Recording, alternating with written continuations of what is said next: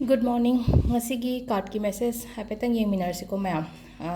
Crystal oina thamme ko. Crystal haidi crystal ki bracelet kumbo oina thamme ko mamang sida. Haidi pink machu gi ama, black machu gi ama, aduga purple machu gi ama ko. Sidagi hai tare ko sigi machu sidagi haidi khwaidagi sum aina pamba phazayena khanbado adudo khanbiro ko. Ado ahambagi sina akogi rose quartz ena hai ko. Do mathangi sina haidi black tourmaline leire, amethyst leire ko.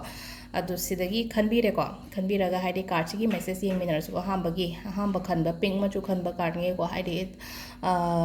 positive oiba card ni ko ngasi laise sida ko. Haidi sida aingonda opportunities hai tare ko haidi naonda thaba inkhang gi opportunities oiro natraga atopa kaino ma karbar gi do oiro ngasi se haidi tongba gumba hai tare ko profit leiba gumba adagi haidi pending work leramba kholamba leina ko haidi ngasi oiba khopa gumba ko aduga mina gumba mating gumba pang o haiba su lei ko adun katang chatho o khoto haiba su lei ado sida ko haidi aingonda lakpa opportunities sida ko haidi kitang mitna singo ko haidi chatkhiba yaiba ai khangowdana hai tare ko ngasi se haidi mina kai gumba leina ko haidi phone ga toropo khoba matam da haidi receive gumba tobiyo haidi job interview gi call ni khangde amani khangde adumaina ga lakpa oiraga su ko aduduna haidi miss tawgono ko ngasi gi numit sida hai tare ko mina kenom toropo matam da haidi poche tap lo hona ba hai tare ko do number sigi black khanba ngai se ko wakhan se nuai ram de hana yam na ko hajipudi khara phare na hangi ga ha ra ga yam phare ko haidi hana na hangai nuai ram da ba mayam do ai wakhan haidi phattaba release tawba haide ba haidi hana di adum khanjalaga leiba ko ba dumai lerangani ko ado hoji ki oina di hai tare ko aina ga sum haina ko haidi negative energy release tawba tammo ne isa dagi thadok pa tammo na ado sida ko haidi nang hoji haire phajana negative energy gumba release tawba ko ba hai tare ko na hangai ne yam khanjan khojan ba tawram ma ga jo hoji ti thana khandokpa hai tare ko wakhan nungai thokpa haire aduga haidi aigi mindset chu haidi change tawthokpa ngamme ko ado kai gumba haidi ngamde na khallaga di ko haidi keno tawbiyo haidi ai khanba yade ko haina tumaina khallaga ko keno tawbi ba hai tare haidi move on tawbi ba hai tare ko haidi tungda yengano mangda yengo koi gi haina ba ma leina ko haidi ngarang haukhre na ko haukhra ba pot to kai dawbagi ningjang do no hayeng ngasi numit aphaba amane ngasi numit anoba amane adu do na haidi hayeng ngasi gi khalaga chalo ngarang gi nungai tabudo haidi puraga chakono ngarang mana ingonda kai tawgi nahan mana ingonda kai tawgi haidi phatabudo khalaga adum chattaba hai tare ko ngasai gi mi do na di ingonda ngange ko haidi ma se na haidi nongonda nungai tabo wa ma haidi ma ri ngangra lore do aina khanjala le hobudo khanjan gano du do hadi magi ngang thokra lore nungai ta budi ai to dum nungai ta le hawina ko arsak pudi hadi ngang da sano hadi aingonda kemta kaino tawde aingonda kemta changde khote hai tai mo lode harasine ko samna har ba dum hadi aingonda kemta ka ta de nang ngangi ba mayam do aina tawrisina phaiye aina khalisina phaiye haina adumaina khanbi ba hai tare ko ahom su bai ko lovers card kumba la ko haidi relationship kumba da ngasi gi oina di yam nushina na chana na leiba khopo ko ado sida su thabai khangi oraga so haidi paisa lung shala o haiba su leiye ko haidi ngasi se haidi shona chan gani ko aina kaino ma hoge khot ke haraga su akai ba kemta leite ngasi gi numit sida ado sida leire card ki message ngai sina ko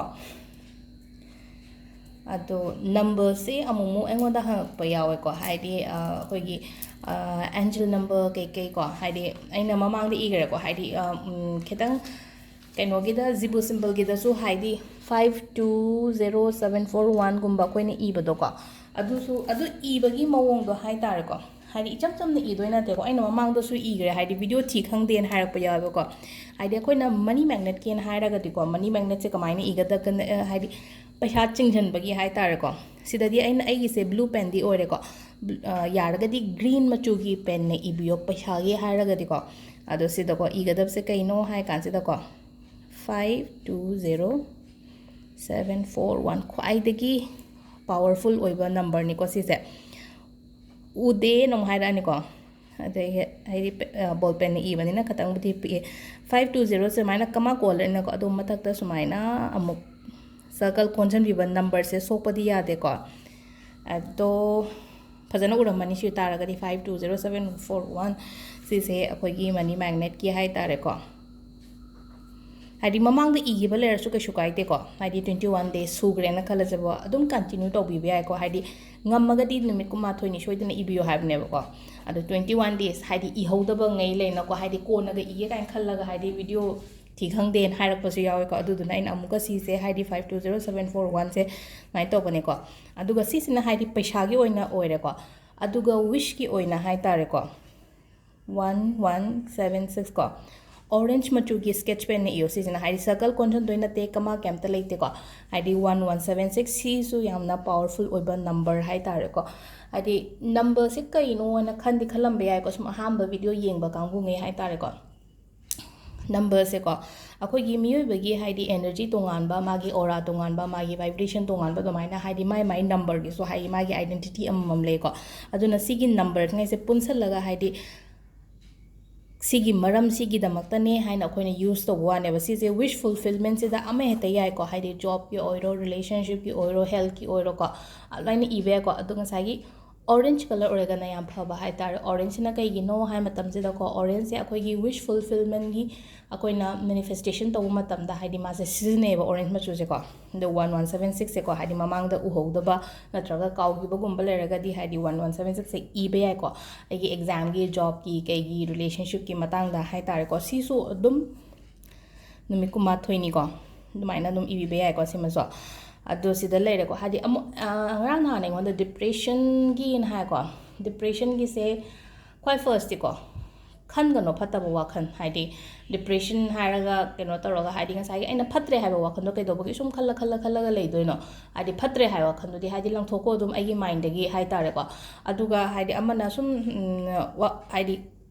ningjang na ba hai tare ko aina hai ba pot se ningjang na ba gi damakta hadi somna kamaina to bi ba yai akoi gi keno se ko akoi sleeping buddha se hadi laughing buddha hai ba lei adegi blessing buddha hai ba lei sleeping buddha ko buddha hippaga leiba buddha natraga akoi gi ne ko meditation tawraga leiba buddha ne meditation buddha natraga haidi sleeping buddha ani sigi manungda ama ko nangi phone gi wallpaper du da hapiyo aduga haidi phone du yengba matam du da haidi wakhan du da